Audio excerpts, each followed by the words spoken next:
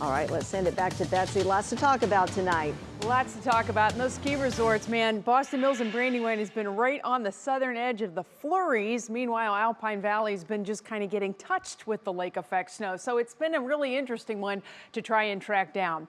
The good news for the snowmakers is that it's cold. Temperatures in the 20s. This is prime snowmaking time with the snow showers continuing to come in off of the lake. And our weather impact alerts extend all the way into Tuesday. And that is because of this snow that is coming down. It's lake effect snow, so that means not everyone will be participating in this. Folks in Akron and Canton and over to Mansfield don't even know what we're talking about. But up here in Greater Cleveland, and especially points east, it is a very different topic of conversation.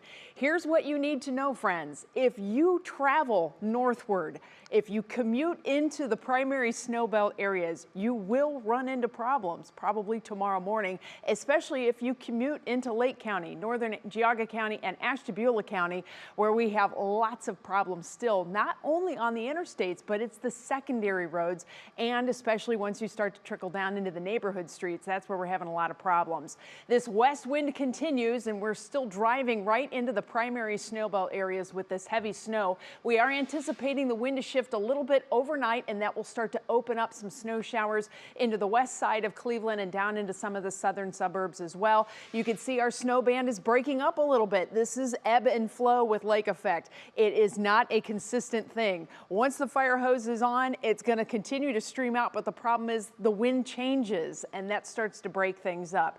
So we're likely to see this band coming back together, even beginning to open up, as I mentioned, farther to the west as our winds begin to shift around. We still have a west southwesterly wind here over the land, but it's a west northwesterly wind out over the lake, and that's what's bringing all of that moisture inland, and it's starting to kind of come together where we have this convergent zone where all the winds come together, and the best place for all that coming together is in Lake County and Ashtabula County. The roads are a mess, as mentioned. 90 has been very difficult through the day today. Word treacherous has been used numerous times, and you can see we have a lot of slowdowns that are still ongoing. This is Madison, eastern Lake County, right on the border with Ashtabula County at State Route 528. This is amazingly good compared to the way it has been through the day today, but you can see it's still pretty sloppy. Single lanes of traffic with very difficult conditions otherwise. Come back in here into the east end of Cuyahoga County, 271 at White Road, and you can see, yeah, there is some slush on the roads, but it's mainly just wet, and the snow is still coming down.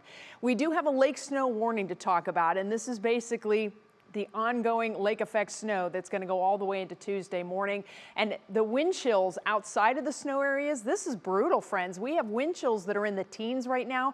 That's going to greet you as you step out the door, whether it's snowing or not. National Design Mart hour-by-hour forecast. Notice this lake snow through 8 p.m. and then even into the midnight hour. We're starting to open it up now into the secondary snowbelt areas west and south of Greater Cleveland. This is going to cause even more problems.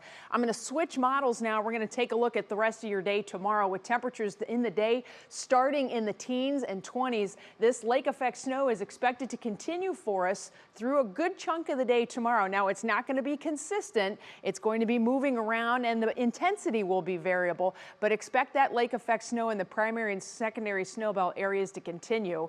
As far as the totals, well, this is where things get a little tricky because we do have this snow that is going to be moving around, but right now we are anticipating some accumulation on the west side and the east side. These numbers could be a little bit aggressive, but we just kind of have to wait and see how this is all going to pan out.